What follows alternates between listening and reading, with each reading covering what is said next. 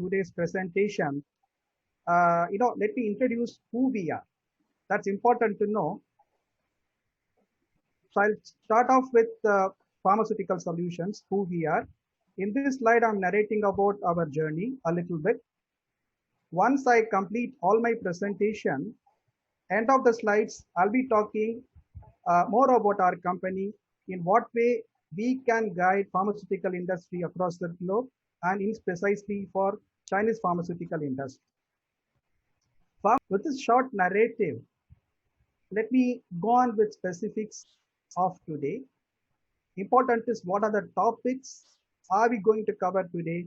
I'll just put it across as an agenda or a topic of discussion and then speak about each of those in the coming slides. Today's topics will precisely be orienting or centralizing in and around European Union. What are we going to cover today? One is opportunity European Union, a smart entry routes. Number two is overview of regulatory landscape in Europe with respect to active pharmaceutical ingredients. The third one will be overview of regulatory landscape in Europe with respect to finished dosage forms. Just for the sake of the viewers, most of the places we have used a couple of short forms like FDF.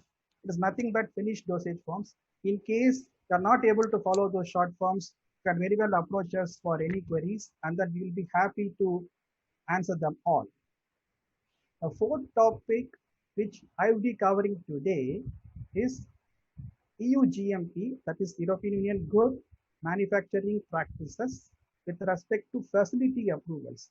What I mean by facility here is the workshops and the manufacturing location which is located across the globe in precisely China for both finished dosage forms as well as active pharmaceutical ingredients. Now comes the first topic of today's discussion, which is opportunity Europe, European Union, and smart entry routes over there. Now, before we jump into this topic, it's important to know how to enter a European Union. That is entry routes for Europe. What all gets into Europe, wherein a company can put its product into European geographical Europe or European Union. First thing and foremost thing is a product. A product is a must with which a company can look into Europe for selling this product. Ultimately, this business, a product is must.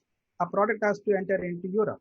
So first key factor for a smart entry route will be a product and a product development. What goes next is a product is coming out with dossier. This document is one master document which is filed in European Union for a product registration. In this slide, I'm just giving a very certain view or a bird's eye view of what exactly is needed for Europe. But today's topic is mainly focused into regulatory and facility approvals for FDF and API.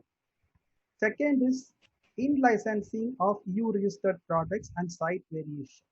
What it means is either a company can develop a product, have its own dossier, and get on with product registration. That is smart entry route number one. Number two is if a company decides not to develop a product on its own, still there is a possibility to enter into Europe.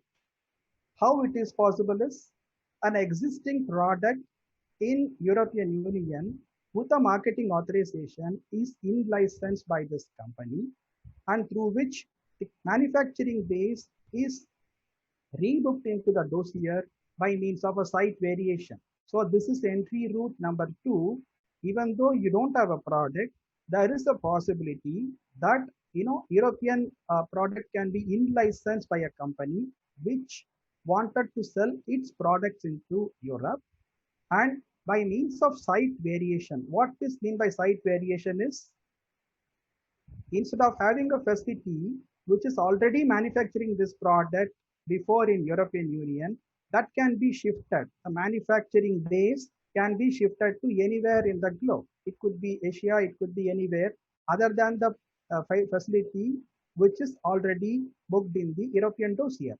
So the second entry route is existing marketing authorization can be in licensed from an European company for a product, and with a site variation, this product can go back to Europe. The third entry route, a possible way, is alliances. A company, perhaps in China, can have an alliance partner in Europe. By means of these alliances, there can be a collaboration with which product can still move into Europe. The fourth one is smart acquisitions. By virtue of taking a stake control or a virtual control in those companies or acquiring those companies, there's a possibility to enter into European Union. So not talking more about those, the smart acquisitions, how it really done. So probably in next presentation or, going forward, we'll be talking more on it. Now we come to what are the gateways and what is the advantage this European market access provides. Having a European product or a product registered in Europe gives access to all these nations. Who are all those? One is Canada, Australia, and New Zealand. All these countries recognizes products which are registered in Europe. If someone is having an European marketing authorization, Canada, Australia, New Zealand also provides an access to those registrations. So that will be one fast track entry possible. Number two is CIS. Number three is Southeast Asia, which is a booming market nowadays. And any product which is registered already in Europe has got a fast track entry to Southeast Asian markets. The fourth one, by means of European registrations, is Middle East and GCC. The fifth is LATAM countries. All these countries provide, access with European products or European MAs. We can talk about it a little later. Now we talk about European market access. In this slide, I'll be covering the basics. What is needed to enter into Europe? If you recollect a couple of slides before, I told about the product, alliances, acquisitions, or a site variation. Now let me talk very precisely what exactly is needed for European market access. First thing is a European dossier, which is, I would say, common technical document. We say CTD or a common technical document, a dossier in the form of CTD. Second important basic requirement is EU GMP for the FDF facility. Now, dossier is a document. It is made from collation of technical data which is generated from a manufacturing facility. So that is talking about the technical data, information data which is made up in the facility. Now, next important point is the EU GMP for the FDF facility, because that is where the product is developed, manufactured, validated, and tomorrow commercial sales are going to happen from this facility. So that would need, before getting into dossier, is important point is it needs to qualify for EU GMP facility, EU GMP approval for the facility. The third aspect or basic requirement is the API, active pharmaceutical ingredient, with which a finished dosage form is manufactured, and both API and FDF data is compiled into CTD dossier. Now, there is a common industry's perception. So this slide is little bit to because of our various expertise and having to meet so many clients, there are hundreds of questions coming in from them. I thought like this slide will be very apt to put across how the industry perceives this particular smart entry rules. Most important is, do we need to have EU certification for a facility and marketing authorization from the CEU authority? I put across this question more importantly here is because we are working with a lot of Chinese partners and customers. Most of them come with this question. Is it mandatory that EU certification or UGMP certification for the facility which is making a product and the product is getting into Europe, the marketing authorization or product registration, should that be from the same EU authority or not? Now, important way to enter into Europe is dealing this problem. Any problem which is getting complex cannot be a successful one. So we need to find a smart route, a smart pace to dealing the problem, break the problem into minuscule things or the small modules with which a solution is possible. What is the smart way out here? This we are also teaching, providing a guidance to many of our partners, and I would be happy to provide this here once again. What is the smart way out to address this question? First point is D-Link EU facility approval and the country where MA can be taken. There are two independent events. So facility approval and the marketing authorization should be totally D-Linked, wherein there is no such link that you got to have a marketing authorization from the same country. It can be spread across. Next is facility approval. As I told you, UGMP is mandatory for a product to be sold in Europe or registered in Europe. So facility approval can be from any member state. It is not that from where you are taking a facility approval, the same location you got to file the marketing authorization. That is exactly a smart route which FarmSol always preaches and vouches. The third is marketing authorization application. It's a strategy which we always provide to our partners. I'll talk about it in the subsequent sections. Now you will be interested to know this particular slide. As I mentioned in previous one, a finished dosage formulation has got two important components. One is the facility approval, that is EU GMP approval from any member state. Number two is the product approval. What is the product? The product which is manufactured in that facility gets on with the product registration into Europe. So as far as finished formulation goes, there are two components to it which should be properly understood here. One, it is the facility GMP approval or facility UGMP approval to be very precise. Number two, product approval by means of a marketing authorization. This marketing authorization, market entry, it all depends on what is the product, what is the business potential, what is the marketing plan of that company. So I'm not touching those business aspects here. I'm now talking only the basics of how a smart entry route can happen. Now, most important question which we normally come across in any industry and to an extent in China is, should that be done together? Meaning to say a facility approval and a product approval, is it going in succession or in parallel? This is where our expertise comes into play. How to decide this strategy? Should that be in parallel? Should that be in succession? Is what determines the success of ultimate aim of a company, that a finished formulation need to reach Europe and also fetches a market share and sales for an organization. Now, this is a classical route of a product developed, validated, manufactured, and registered, getting on into EU approval or a marketing. When I say EU approval, always there is a synonym. EU approval goes nothing with marketing authorization. When I say EU approval for a product, please take it as a synonym that I mean marketing authorization for the product with which a product can enter into European Union. Everybody starts with the product development. They choose a product. Now, guys, let's develop this product.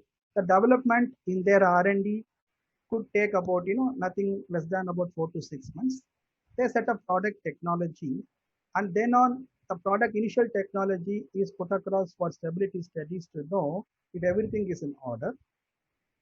Once this is done, the process is optimized.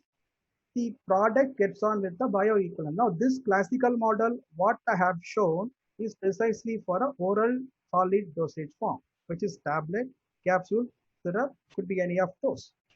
So, if you see the slide carefully, starting from zero, the initiation of the project, it takes about 4 to 6 months precisely. I have taken the worst case scenario, 6 months for the product development, and then on we need to wait for 6 months to get the product stability and complete the bioequivalence studies, which has got both pilot and pivotal together. So in a way, from the initiation of the project, it takes about 12 months to complete the product development studies, bioequivalence, everything. So based on the data of 6 months development, stability, bioequivalence, validation, a dossier is compiled. Now this dossier is put across. That is what we say filing of dossier. Once the dossier is filed, authorities take it for review and a marketing authorization is granted. In this process, a site has to go for inspection also. EU member state will come for inspection to certify the facility. Now, if you look at this model, right from the product initiation, conceptualization of the product, what product am I going to develop? From then on till it gets a product approval in Europe by means of a marketing authorization, it takes about 24 months roughly. Nothing less than 24 months, I can say, but it definitely takes 24 months because the initial development until validation would take about 12 months. In Europe, a marketing authorization approval or a review process or review timelines which a member state will take is around 12 months. So if you look at this model, nothing less than 24 months a product can be into Europe. Now this is a classical product development model till reaches marketing authorization. A smart model is different. What we normally preach or what we normally advise all these days, we have been, our whole idea is how industry can move its product faster into European Union. So FarmSol is very successful in getting this model up and running. We divided this into a smart approach. In a smart approach, both the activities, that is a facility UGMP approval by means of authority inspection and the dossier filing goes in parallel. It's a parallel activity. If this model is adopted, facility approval is completed in about 6 to 9 months time. In parallel, the dossier filing also gets on. So invariably, within a span of about 15 months, we are getting a product registered in Europe and the supplies are commencing. The previous one I said nothing less than 24 months, it could extend further. Here you can see the model, we are saving lot of time. The idea is earlier the entry of product into Europe, for sure that the extent of sale will fetch you more revenue. So we always say, look for smarter models with which your product can move into Europe faster. If someone is addressing this particular jinx or problem, I would say this smart approach needs to be adopted with which your product can move into the market quite fast. So the model here is a smart model which is presented in a descriptive way or a short pictorial method. One is UGMP has to go in parallel. Number two, the product registration by means of dossier filing and marketing authorization grant will also go in parallel. So in nutshell, in 15 months time, your product is reaching Europe. This is a smart entry as far as Europe is concerned. Now, whatever we say, whatever is presented here, it is not a theoretical discussion. Kindly do not think that way. These are all actually executed models and FarmSol is very successful in these models till date. Let me get on with other topic, which is about overview of regulatory landscape for active pharmaceutical ingredients in Europe. I'm pretty sure that this presentation or this recorded message would be sent to so many people. Some of them would be doing only APIs also. Some of them would be doing finished dosage forms. So we thought of covering both API aspects as well as finished dosage form aspects. And what is definitely needed for Europe, we are trying to pull up everything into one set of presentation. Now, roadmap for Europe with respect to active pharmaceutical ingredients. This slide will be very important even for an exclusive API manufacturer, and so is also equally important for a finished dosage manufacturer because he is taking those API for it for their own use. So if I look at it, what is the roadmap for Europe about certificate of suitability? What it means? Certificate of suitability is it's an independent entry route as far as API is concerned. Now, a company which is only manufacturing active pharmaceutical ingredient, for them to enter into Europe, API is never consumed as such. It has to go into a finished dosage form. Now, a company is manufacturing Europe. They want to sell or export their APIs directly into Europe. For any European companies, the certificate of suitability is a smart route for them. It's an independent route of entry with an API approval. Two is not every API can be having a certificate of suitability. APIs are nothing but active pharmaceutical ingredients which are defined in an European monograph can have a CEP. So the definition of CEP itself is very clear. Certificate of suitability to the European pharmacopoeia. So APIs which are defined in a monograph with respect to European monograph, for those APIs, we are eligible to have a certificate of suitability. So there are many APIs being made. Not everything is into European monograph or European pharmacopoeia. So we cannot file CEP for every API. So now, this particular process is totally an independent process. A CEP document is made, which is nothing but a drug master file in a CTD format. It is filed with EDQM. EDQM is European Directorate for Quality of Medicines.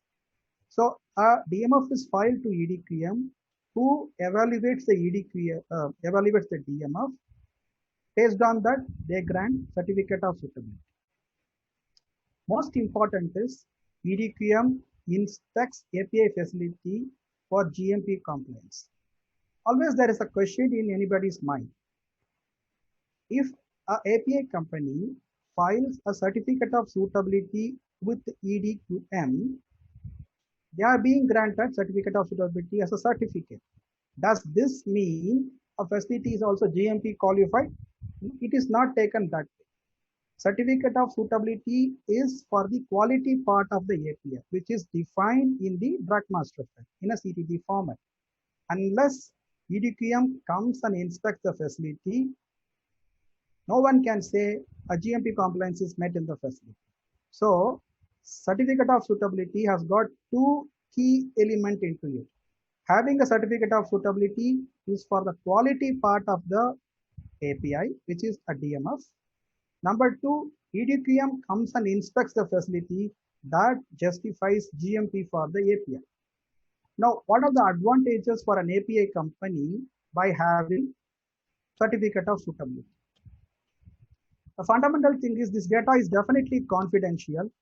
You are not asked to submit the core part of your DMF, which is the manufacturing process, temperature conditions, what are the chemicals you are adding. This is not disclosed anywhere. It goes directly to the EDQM, meaning by means of ASM restricted part, a very important advantage which has come in past 2 to 3 years ago is having a CEP. Most of the countries started accepting, so the API can be exported directly by the API manufacturer to many countries. Also come across a couple of fancy questions. I have a certificate of suitability.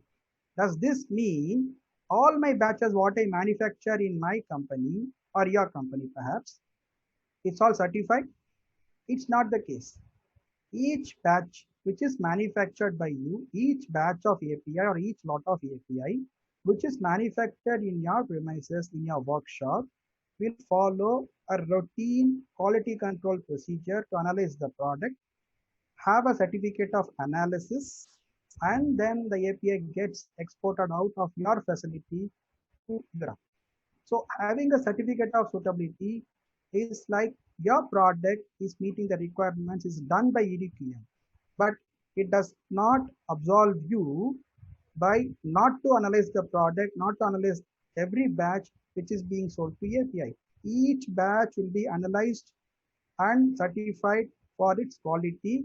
With the certificate of analysis, only the API can be exported into Europe. The last point I narrated already, having a certificate of suitability does not guarantee your GMP. So GMP means EDQM has to come and inspect you, otherwise you are not certified for GMP part of it. The quality part of the API is fully approved by a certificate of suitability. I move on to next slide.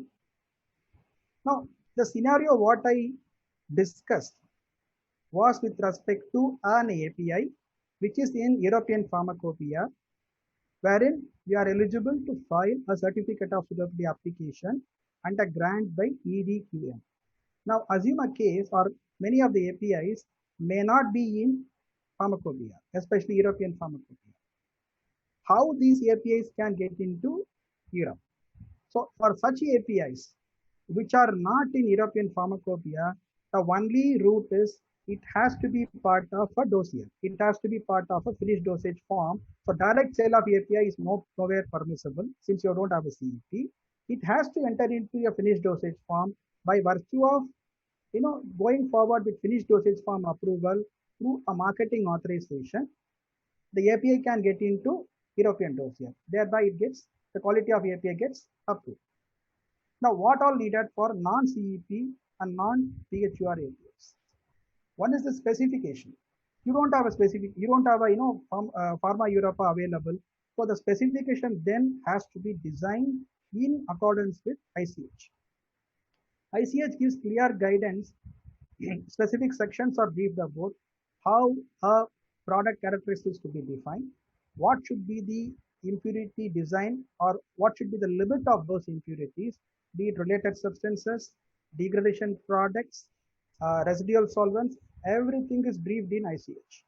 So if a product is not having European Pharmacopoeia, the next immediate thing is to fix specification.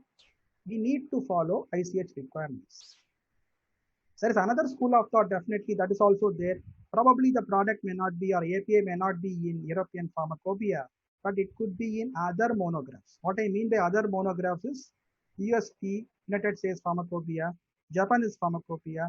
There is a possibility. But if someone looks very carefully, all these monographs are also taking a very basic principle from ICH. Any specification, unless until it is defined in the monograph, has to meet ICH guidance with respect to specification for the plant. Now, next important thing is TMF. In the previous case, I told you, because of the product which is available in European Pharmacopoeia, we can enter into Europe by filing a certificate of suitability for the API. Now, in this case, since the API is not in any of the monographs, especially European Pharmacopoeia, you are not entitled to file a DMF. This is a sort of an analogy or a sort of a difference between how Europe perceives the things, how US is looking into things. In European scenario, you can't file a DMF blindly to any member state and wait for a sort of a DMF number, a pre-approval number, everything. In European regulations, API DMF can only be filed when there is a taker for your API into their finished dosage form, and the finished dosage form application for marketing authorization is filed in Europe. So basically, you cannot file a DMF blindly in Europe. Either it has to be by a certificate of suitability route, or a DMF has to be part of a European dossier for a finished dosage form. With that, API gets into Europe. The third aspect is, now I'm talking about the GMP of the facility. Any API of this nature, what happens is the API is taken by the finished dosage form manufacturer to be used in their formulation. Now someone has to judge the GMP of your facility, the API facility. So the QP, a qualified person of the marketing authorization holder, either comes on their own, or they hire third-party auditors who are trained, certified, and expert enough to handle the APIs which you are manufacturing. They are deputed as third-party auditors to the site. They are the eyes and ears of the QPs. They see exactly the GMP requirements with respect to Europe for each of those facilities. And based on this audit report, a QP gives a declaration. Yes, this API meets European GMP requirements and can be used for my finished dosage form. This is a very critical thing. Unless the GMP is certified by the QP, you will not be into any of the finished dosage forms. When I'm going to talk about what FarmSol or how FarmSol is going to support you on this is one of the important things. FarmSol is very big in Europe. Today we are perhaps one of first or second as far as number of audits we execute for the QPs. We talked about pretty much figure about active pharmaceutical ingredients, what is CUP, what is non-CUP grade, how GMP for the API is getting judged, all those stuff. Now here I'm going to talk about overview of regulatory landscape with respect to finished dosage forms. Now here I need to define some of the important things before we get on with the regulatory landscape. Some basic understanding is must. So I picked up a couple of slides which is very important so that the fundamentals are clearly understood by everyone. Now I've been talking repeatedly a marketing authorization, MA, marketing authorization, MA like that. I would have in this span of about 30 minutes when I'm talking, I would have used this terminology repeatedly, quite often. Now let's understand this marketing authorization. What is it? A marketing authorization is nothing but it's a license to sell your product or a medicament into Europe. It's an approval, basically. So this license is granted by a competent authority in Europe. We have defined clearly a competent authority. Now, who is that competent authority? Is any member state which is part of European Union are the competent authorities. Now, what do they assess? As I said before, the prerequisite for a European entry is a dossier in common technical document format. It talks about the quality of the product, safety of the product, efficacy of the product. Now, dossier covers all these three important headings in various modules, which is M1, M2, M3, M4, and M5. So this is what the crux of a marketing authorization. Now, how to obtain a marketing authorization? There are various routes available. This slide is a very, very basic slide for make you to understand what is marketing authorization and how to obtain a marketing authorization. What is marketing authorization? I've already narrated in the previous slide. In this slide, I'm going to explain you how to obtain a marketing authorization. There are four methods or four different ways by which a marketing authorization can be obtained in Europe. One is the national filing. What is meant by national filing is European Union has got so many member states. So company by virtue of its marketing plans can plan to register a product only in one country. Next is mutual recognition. In Europe, there is a law. What happens is you can file a product in one country, get the marketing authorization granted only for that country. What it gives is with this MA by national procedure, your product can be sold only in that particular country which has given you marketing authorization. The next step is because of European law, there is a process by name called mutual recognition procedure. If your product is registered in one particular country, by means of mutual recognition procedure, another country can also give you permission to get a marketing authorization and you are eligible to sell in that country. So coming to decentralized procedure, all the generic products, we strongly advise to go for a decentralized procedure. Now, what is the advantage of this decentralized procedure is it's clearly a time-bound exercise.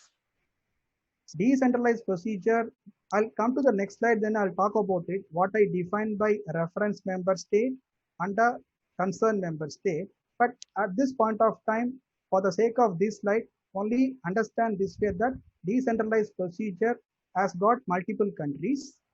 In about 270 days to 360 days, a product approval can be obtained in Europe. The fourth aspect with respect to entry route is centralized procedure. Now I'll define what I was talking about, reference member state and concerned member state. Little bit about that, and then I'll come to the specifics. RMS means reference member state, and CMS means concerned member states.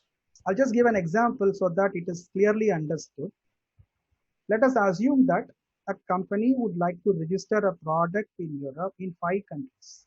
For example, Germany, Spain, Portugal, Austria, and Poland. There are 5 countries. These 5 countries are decided by whom the marketing team or a business development team of that company decides that I want to launch my product in these 5 countries. Okay. Out of these 5 countries, we have to choose one as far as EU regulation goes as a RMS, that is reference member state, and rest of the 4 are called as concerned member states. So what I talked about most of it with respect to regulatory landscape for an API and for a finished dosage form. Now I get on with the GMP part for the active pharmaceutical ingredient. Now it's important. So I was just thinking that these questions are not from me. I was while we normally move across in China and other countries, normally we are being asked these questions. So I thought like these are the 3 important questions which invariably comes from a partner like yours. So what are those questions? They always ask, UGMP for API facility. What it means? What is GMP for API facility? Do you think that I am not making a product in a GMP facility? So this question comes, what it means. Next obvious question is, does the API facility need UGMP for its exports to Europe or nothing? GMP is not needed. I can sell my product, export my products into Europe. This is another second question, which is foremost in everybody's mind. The third one is, what should be the GMP status of the API to be used in finished dosage? So these 3 questions are a little bit interrelated also and independent also. So based on these 3 questions, I have decided to present an answer for you or response for you. And there will be more questions as well, but these are the key ones with which we can very well say why a GMP or UGMP for API facility is very important. So the QPs of those companies or a marketing authorization holder comes or we hire third-party auditors like PharmSol to conduct an audit. Based on our audit outcome, your GMP is judged. Now, when you have a certificate of suitability or inspection done by EDQM before, that only adds to the credential. See, the important is here, mark my words, the grant of certification or a UGMP approval by authorities is perhaps a one-time exercise which is valid for 3 years. Now, 24 hours, 365 days, you are running a facility, you are manufacturing so many APIs in that facility. Now, it is the onus of the manufacturer to follow compliance levels to the foremost. You can't say that I've been granted UGMP by EDQM, I've been inspected by EDQM, or I am being inspected by a QP like PharmSol, my GMP is fine. Never. All these 365 days, 24/7, you got to have the compliance intact. Now, have a CEP or inspection done for your API facility by a member state, it adds to the confidence of the QP. A qualified person who is going to take your API into his finished dosage form will have a confidence, yes, this API is manufactured in a right facility, and the facility has some amount of GMP or a GMP credential is checked by a EDQM inspection or third-party auditors like firms. So this clarity is coming in with respect to API facility. What I would like to convey here is GMP approval for a facility either by EDQM or by any member state always provide an advantage. That adds to the confidence in a QP so that you don't face problems whether the API is manufactured in inferior methods, GMP is not satisfactory. These questions will not arise. At least a starting point will come. In my previous explanation, I did tell about the onus of API inspection and the decision is taken by member states, authorities in European Union. Now, if it comes to the complex and critical APIs, definitely it is based on a risk-based approach and a API which is made by fermentation route or a semi-synthetic route or a sterile API, and these APIs are getting imported into European Union for use in their finished dosage form, invariably based on national laws, authorities come for inspection. It is very important point to note here. Again, I repeat, APIs which are by fermentation route, semi-synthetic synthesis, and sterile APIs, based on the national laws, authorities will decide to come for inspection to certify your API facility. Another important thing is here again, the inspection is a process. So prior to that, use of your APIs into a finished dosage form. Suppose you are having a sterile API which gets into a dry powder fill in a vial. Obviously, the QP of that company which is going to use your API sends their QP or third-party auditors like us to audit your facility and certify that whether you are able to meet GMP requirements or not. So irrespective of whether it's a complex API or a simple API or a general one, the audits by QP is a mandatory concept. Number two, GMP approval by member states or authorities. This falls under one of these categories. The decision to inspect you still lies with them. They can say, no, guys, the GMP is fine, you can proceed. Or they say, nothing like it, we will come and inspect you. So the strategy is also decided by people like us while we file the marketing authorization. Now comes, so I've been talking about regulatory scenario for the APIs, regulatory perspective with respect to finished dosage forms. Then we covered about what it means by GMP or EU GMP for API facility, how it is done, all those things were explained in the previous couple of slides. Here I am going to address EU GMP facility approvals for finished dosage forms. These four questions would have probably come to your mind. One, is the GMP approval of the facility is mandatory? Without GMP approval, will there be a grant of marketing authorization for the product or intended product? Or do we need to wait for EU GMP approval of the facility before filing a dossier for product approval? Is this GMP approval a product specific or a product independent? Now, all these four questions are again, they are independent and also interconnected. Now let's see what are the probable responses. I will hold on this slide for a few minutes because it is important to understand again the basics clearly. So I'll go a little slow on this.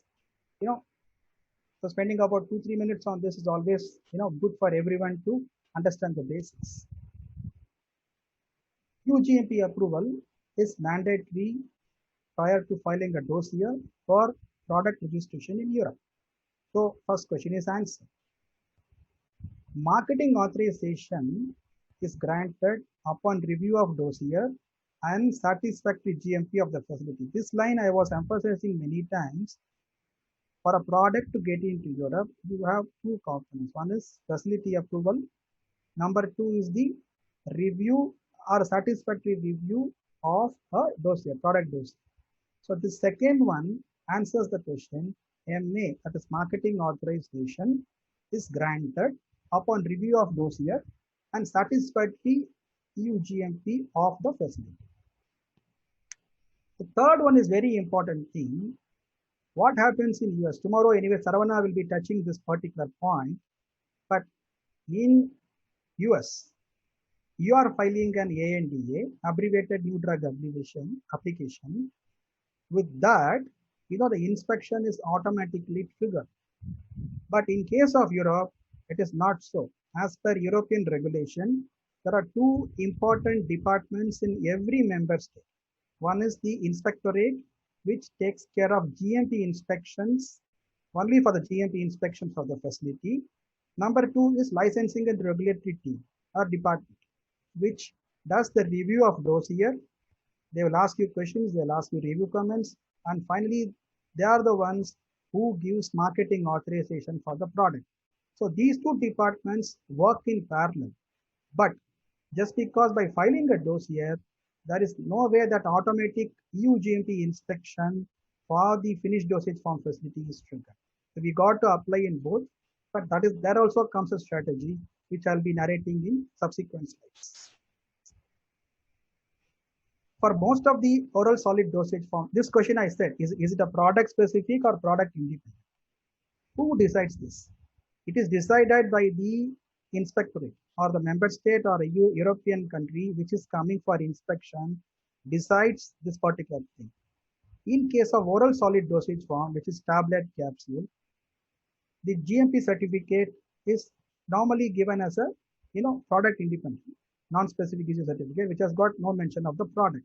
It's a facility, they inspect the facility, gives you GMP certification. But this decision is taken by them based on a risk-based approach. Your facility is having potential risk, or there are issues they cite in during the inspection which can lead to compliance issues. That is why I said compliance is 24/7, all the 365 days. So you cannot escape that compliance levels. So if authorities who are coming for inspection perceives there is a risk involved, on the basis of risk, they offer a certificate which is general GMP for the facility, or it is with the product.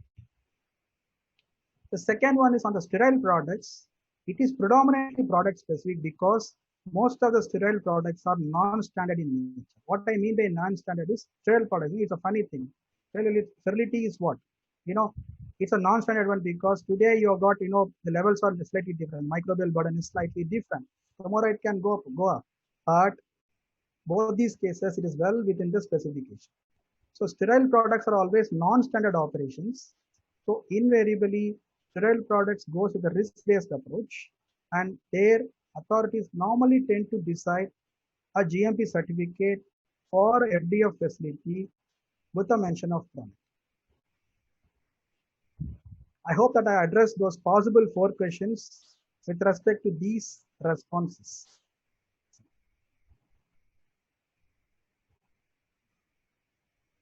Now, we have been narrating so many things, talked about regulatory scenario for the API, regulatory scenario for the FDF. Then we ventured out into what are the compliance needs with respect to APIs. What are the compliance? I mean that EU GMP part for API, EU GMP for the FDF.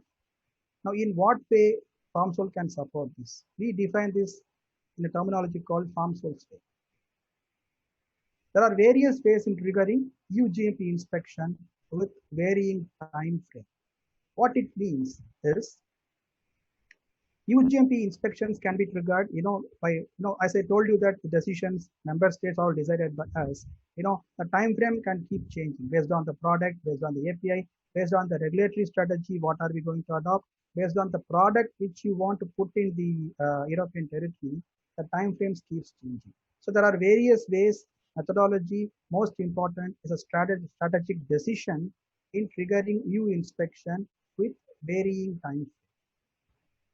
What we normally do is we sit with you initially to understand your, these are the countries you want to sell the product.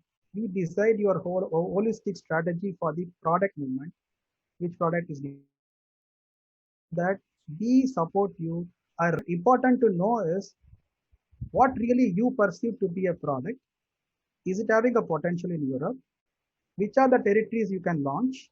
And how to approach this particular launch activities with respect to GMP of the facility, with respect to the marketing authorization of a dossier. The holistic strategy is given by farms. That is very important as far as any business plans goes. So I just come to the last point. It's a unique proposition basically. The decision, the strategies are decided by us. So after this discussion, we have got a lot of those, this approach, that approach. We are open to have or welcome all those questions, and we will be able to guide any of those. Now to get most important, now we jump to the section called GMP, FDF GMP, finished dosage form EU GMP. What you basically need to have. First is there has to be a decision or an objective that yes, my facility should be compliant with EU GMP and I want my product manufactured here to move into Europe. I'm not saying that it is you who are selling the product in Europe. There could be a partner in Europe like FarmSol who is going to take your products, or there could be a probable alliances with whom you are tied up to sell your product in Europe. But the basic decision is, yes, my objective is clear. I got to have a EUGMP for my facility. If this objective is clearly decided, then rest all is an activity which are all driven by FarmSol. We help you to take forward to this final destination. The next immediate step will be, once the decision is reached, yes, I need to have a UGMP for your facility. I mean, its decision is driven and supported by people like us, and you're deciding that, yes, I need to have a UGMP. Once this decision is arrived at, then what is the next stage is facility qualification. You need to have a workshop, in a simple sense, a manufacturing location in which the product is going to be manufactured or is being manufactured. So it needs a facility qualification. Number two is the validation part. What I mean, a product which is having a process validation. A product, obviously, you are making a product and it has definitely a process validation. And there is a method, analytical method, which quality of product is, analyzed. And there is a stability studies for the products. If you are having all these four, or, if you are intent to have all these four, then definitely a UGMP framework can be decided by farms. These timelines from a decision to go for a UGMP for a facility until we hand over the UGMP is narrated in the subsequent slides. Now, how we normally guide you or how we support you. So far, I've been talking of European Union, APIs, FDF. What is the regulatory scenario? What are the requirements of UGMP? Now, reading all these slides will again confuse you once again, saying that no, everything is fine. You go to a doctor and you normally don't say that, doctor, did you do MBBS? Did you do, MD, all this stuff. You straight away come, I have a problem. Kindly diagnose me and give me proper medicine. FarmSol is like that. We don't prescribe medicine, one for you, one for the other, all standard approach. Based on a precise client, his requirements, and we work like a partner with you guys. Based on that, we provide, this is the strategy you got to follow to achieve this objective. What is the objective? To get UGMP approval for your facility. So we go in a very systematic way. We get on with the gap analysis of your facility to know what are the gaps, what are the issues in the facility which can have a problems or the potential problems during a EU inspection. So we conduct gap analysis of your facility, come out with all the observations. Some days, people feel that why FarmSol, auditors are getting 400, 500 observations. In the gap analysis, it is very important because we are your consultant, we are your guide. So we get to know the facility issues is always helpful. So this gap analysis is very important step in our process towards getting you the UGMP certification. So we start with gap analysis of it. Then there will be a lot of observations coming in. And it's not like we give you those observations and stay out. No. Those observations needed to be closed with possible or, emphatic CAPA. So we provide you solutions to the problem. It's not that just providing a problem to these are the problems, you solve it, we'll come back again. No. We spot these are the problems or observations in our gap analysis. We provide you those solutions. These are the solutions. Solutions also what? It is not just by blindly giving do this. No. These are the four options of which this is the best one you can choose. So please do this. So this is suggested by FarmSol. The third one is training. Most of the places, the training is lacking. When I say training, it is not like blindly giving, few lectures, classroom lectures. No, it involves both classroom training as well as shop floor training, because the team which is going to face the inspection from the facility has to have a proper training. So we ensure your guys, your team members are properly trained or adequately trained to face any EU-GMP inspection. That is our owners. Our experts are, they are all well trained to understand the psychology of the trainees. Also, they behave like not like just a professor and come teach and go. No, they ensure each one of you get trained smartly, wherein when the GMP inspection happens, you stand up and will be able to deliver the goods. In the process of training, we also conduct, there is a set of procedure. We conduct gap analysis. We suggest you what are the possible solutions to close those problems. In parallel, we'll also conduct the training programs and again come back to you with a mock audit or a pre-audit. What does it mean is, in this mock audit, we run through our audit the way EU authorities conduct it. There is a difference between a mock audit and a gap analysis. In case of gap analysis, our objective is to know all the problems in your facility. Every nook and corner, every point, every department, every document which is having a potential issue is digged out, so that we are pretty sure these are the problems, we need to find solution for these problems. This is what we do in our gap analysis. In case of mock audit, these observations are getting closed, and when we come for mock audit, we conduct this as a EU inspector will conduct.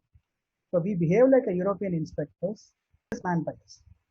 Then authority inspection is happening. It is not like we only tell you do this, do that, and then stay out.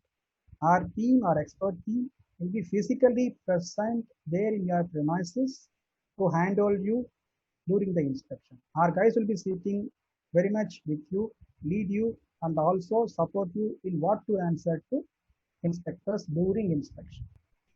In spite of doing all this also, for sure that there could be a couple of observations, but our objective is none of these observations cited by European inspector or inspectorate should fall into critical category. One or two observations are bound to be there, might be a minor or comment basis, because it's a dynamic activity.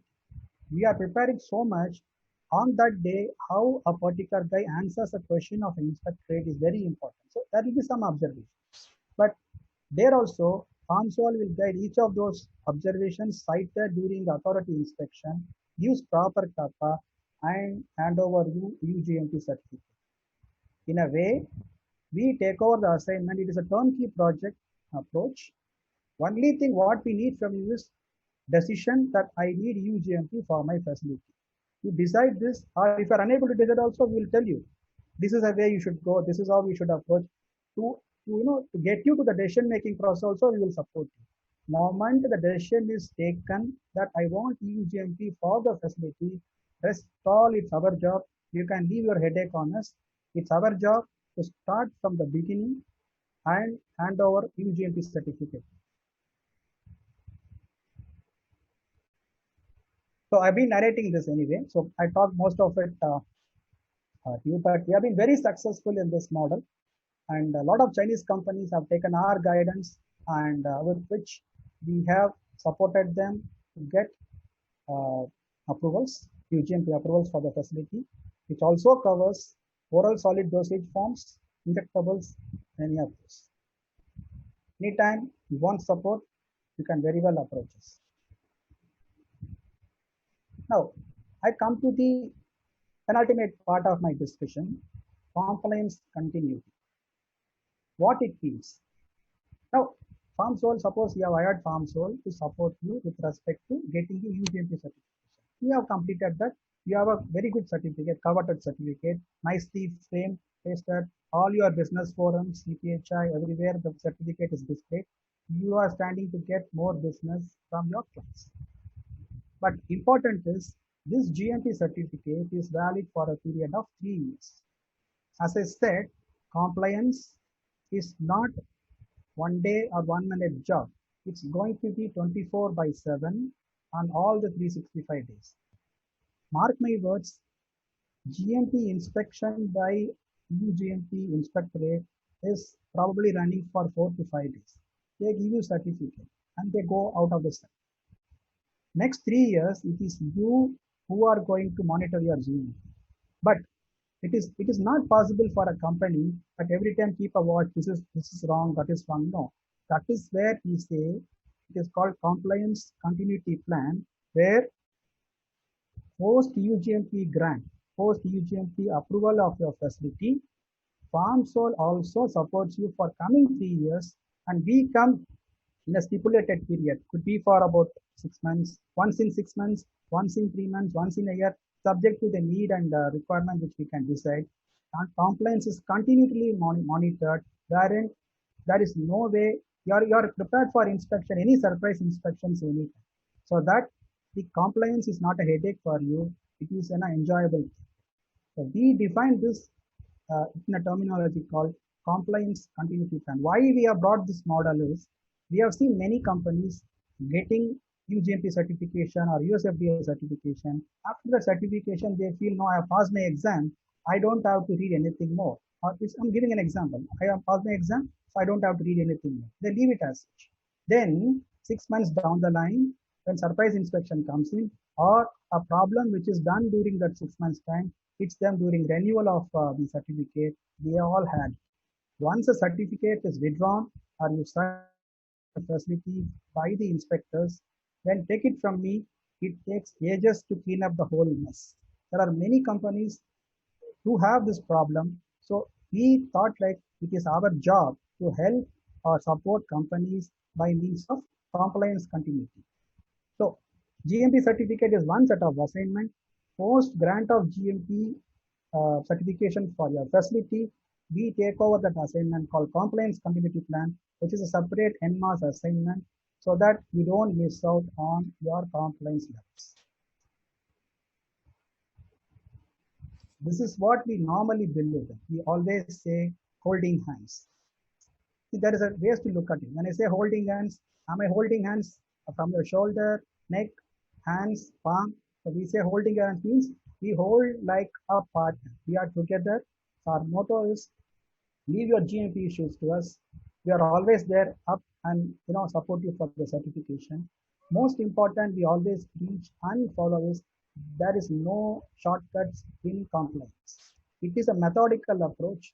If you fumble somewhere, not doing certain activities properly, or a deviation, unknown deviation is coming in, it all leads to a problem and disaster in any region. So there is no shortcut. It has to have a methodical approach. It is often usual to engage. This is what I've been talking in most of the slides. Okay, I'm not saying, why FarmSol always comes into question mark, which I'll tell you that. It's a one single umbrella, you get all the services. So be it a GMP, be it training, be it IPR, be it complaints, everything is covered in one basket. So based on the requirements and the need for the company, we chip in with our services. We say this in our terminology called customized solution. As I told you before, you go to a doctor and a prescribed medicine has to suit to a patient and the ailment or a disease he is having. Generally, every medicine cannot apply to everybody. This is what we mean in our parlance, like customized solution for your problems. So are we, talking about, little bit about compliance, regulatory for API and FTF, and what are the support we could offer. Now here, in the initial slide, I only talked about one slide about just run through about FarmSol. It will be interesting to know. So I've been talking for more than close to about an hour from now. So it is important to know who we are. So that will give a bigger picture why you got to get, FarmSol be your consultant in your company. This is what we make the difference, As I said, we have customized solutions, innovative or comprehensive in nature. It's a two-way business. What I mean by two-way business is just not a consultant and leave it. We hold your hands, take you forward, guide you in every aspect. We support you in both the fronts. It's not like just coming in from Asia or other countries take it forward to European pharma manufacturers. Equally, the other side also being done by us. From Europe also we get, by virtue of our products, we bring you a lot of technology, tech transfer and variation going back. So it is a two-way business from Asia to Europe and Europe to Asia. So another important thing is Farmsol has got with its global presence, handling so many inspectors, authorities, and 150 plus clients. Each one has got their own requests and problems. So we normally these problems are they made us to evolve into a customized solution. So we make a difference with respect to knowing your issues and finding smart solutions with which you can reach Europe with your products. So it's good to know the maps and then how we started our journey. As I said, clearly 2004 was the time when then FarmSol was started off. So we are 16th year running for FarmSol now. 2004 we started with Dubai as our picture. We grew from there and we started our operations in European Union with Malta, where we do our batch control, batch release, product registrations, importation. 2004, our European FarmSol Europe, Malta got into action. Then we set another company, Pharmaceutical Solutions DMCC Dubai, for our product sourcing business. In 2013, we set up our centralized warehouse in Germany and also one more German setup which caters to our pan-European distributions. Also, will be able to hold marketing authorizations for us as well as our clients in Europe.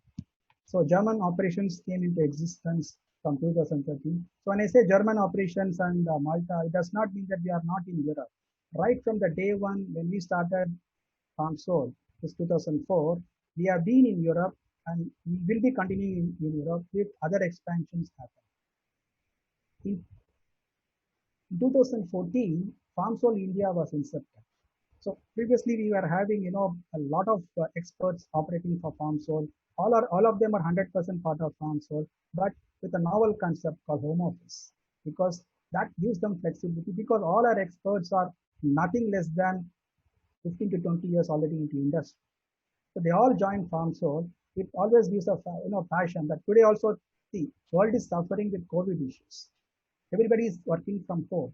But if you look at FarmSol's team, we always have that ambience, the vibe, the energy. That is because initial days we are all working from home office. So we know that, be it a home office or an office, we are able to get along smoothly and get adjusted fast. That's an art of any consultant. 2004, we also had our Hong Kong office coming up. That's also for mostly towards sourcing operations for APIs, excipients, and even FDF. 2016, we had another office in China, that is Zhuhai, the technological park. And 2019, we started our operations in Nanjing. When I say operations, there's another office for us in Nanjing because see, south and north, it's too difficult to cover in one go. We want to keep a team closest to our partner. So we decided, probably coming year, we'll be having one more office soon as in Shanghai as well. So we are trying to, have more offices in China, it's like, army barracks position in various locations of FarmSol, so that immediately any partner of ours needs our expertise and consultancy, our team will be immediately there to support them. So this is why we have, so many offices across the globe, and based on the client requirements and partners need, our team is there immediately. Just to take you through, I've been telling you about, we have about 75 accomplished professionals. All of them have put in nothing less than 15 years before they jump into FarmSol. That itself shows the expertise of our company. A company has got a lot of expertise right from the scratch, which is a facility design, meaning you want to construct a factory for a fully dosage form, the API. They are up there to design your facility. Then next comes is setting up our complete quality management system with respect to qualifications and validations. So facility can be constructed, designed. It needs some conceptual review issues so that day one onwards, whatever design we make, it is meeting all the compliance requirements of EU, Chinese FDA, US FDA, in any of the compliance levels it is met. Next is to have a basic documentation, which we call it a startup documentation. In our parlance, we say startup documentation because qualification and validation is backbone of any facility. If you don't have it, for ages you will be suffering. If you don't qualify your reactors, if you don't qualify your machines properly, if you don't qualify your HVAC system, the process, whichever inspection you are facing, it will go for a disaster. So it's one-time exercise, and whenever there is a change happening, obviously it calls for requalification. So we say this to be a startup documentation for a facility. Then gets into product part of it, which is IPR, which is nothing but intellectual property rights. FarmSol also has their own developments, as well as we support clients for product developments through our expert team. When I say product development, it has got two elements here. Anybody can do product developments? No. Product development has to have an element of quality of the product. Number two, costing of the product. Blindly developing a product without having a thought process towards, how best the costing of the product will come in. Can I be competitive in the market? If these are not addressed properly in the product development, then no development is successful. Our strategic help, support, guidance is towards this. So we are also very strong in product developments with respect to technology and chemistry. We are very strong in coming to what could be a beneficial thing as far as product costing goes. So along with product development, we are also into analytical support and compliance. Compliance, anyway, I told you before with respect to startup documentation, support in meeting the GMP levels, and regulatory, which is all these boils down to only one thing: how best a dossier or a product filing can happen in Europe to get you a product. Ultimate aim is for sure anybody, none of us are working for charity. So it is obvious reason that whatever we do, the product has to fit the market to proper state. So regulatory support is offered by FarmSol at length, as well as business development activities. In case you are in need of a specific business development for a product, look for partners, associates, or you want FarmSol itself to launch your product, you can look for all the probable methods and partnership arrangements. And most important thing, as I told you before, FarmSol believes in a strategy of positioning its team members closest to its partner. Either we are it's supported from the officers nearest to you, or we also depute them in your premises. So towards that reason, we have got a big setup in China. 15-member trained professionals are operating for FarmSol in China, both from Nanjing office and other locations. So anytime, any support, these team members are up there, and it's backed up by our global international team from Europe as well as India. We do have a panel of experts. FarmSol has got all the scientific members whom I told are part of FarmSol. Besides this, for specific specialty products or specialty requests or specific details which we would need support, we have got a panel of experts who are all part of FarmSol's board. They comprises of ex-US FDA inspectors who have been into inspection team of FDA for more than 25 to 30 years. So they are hands-on with all the inspections, knowing in and out of each of those territories, be it China, be it India, be it other markets in Asia. So they are hands-on. So these US FDA inspectors are our panel experts. We also have UGMP inspectors who are also panel members supporting and guiding FarmSol in specific assessments. We are the QPs, of course. We are the European QPs. FarmSol with its offices in Malta and Germany, with its QP, it's launching a lot of products. Besides this, we are also part of associate QPs and QP forums, wherein because if you all know, European QPs are the ones who are determining the guidelines which are going to come, or problems in any guideline which needs to be revamped or amended. That is all determined by European QPs. FarmSol has pride in saying that we are also QPs, and we are also couple of panel members in our group for other QPs who are part of us, so that they also come in with our solutions. So we are happy to have their support as panel members. The biosimilar expert, this is going to be the happening field. You can say that all the vaccines which is going to come for COVID and other things and stuff like that all falls under this category. For sure that biosimilar is one of the key elements or areas which China is also focusing. So biosimilar experts are part of us. These experts are also part of European committee in making the guidelines for those biosimilars. In fact, the experts are also instrumental in coining the word biosimilar itself. So that is what the strength is. The person who has coined the word biosimilar is part of PharmSol's expert team. Then there are many senior experts from industry. So they are also part of our group. So besides the team of 75 strong technical team of PharmSol, this panel of experts do support us in respective areas. This is our scorecard. I've talked many things about it. So the rush through of that, you can say 100 GMP audits shows our credential.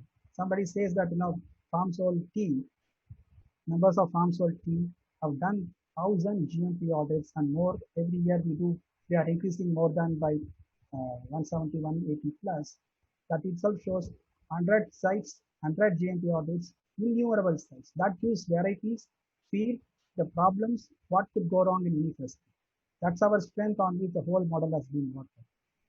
We have been successful in getting certifications, UGMP as well as USFDA certifications for 32 facilities across the globe. It covers both US certification as well as UGMP approaches. There are 12 facilities which has gone for compliance remediations, meaning to say these facilities initially did not approach us for the support. They went on with some other consultant, gone with the problem or had a problem in US and EU. So they approached us to remediate the three problems of the compliance. We are very successful in getting those compliance remediated. So it's 12 facilities which are done by PharmSol till date. There are about 25 new APIs which were developed by PharmSol and launched commercially. These are initial days of PharmSol. Then we diversified more into product developments and European dossiers. Then 50 finished dosage forms successfully developed and launched in Europe. Then 40 tech transfers. These tech transfers are how it happens is this business originates from Europe, culminates in Asia. So the products which we have developed for Europe are brought in as a tech transfer product to China and other developing countries where we have done our tech transfers. There are about 40 bioequivalence studies coordinated and completed.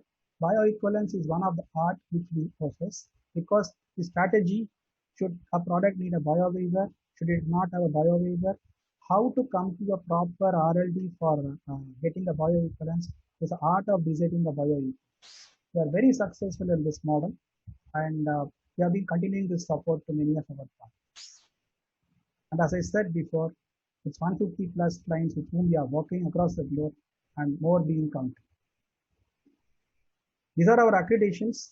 A quick look. You can see all the international accreditations are up there for both Europe as well as other countries. And we also been certified by ISO. So you can imagine, so we preach quality management systems and compliance to everybody. PharmSol also in their internal system follows ISO principles of quality management system. So I come to the last part of the slide. These are the contact details of my MD, Mr. Joshi, myself, and tomorrow my colleague Saravana will be presenting, and our Chinese friend, our colleague and associate Felix, whose ID and numbers are given. And you can contact any of us, all of us or one of us, for sure that your problems gets addressed.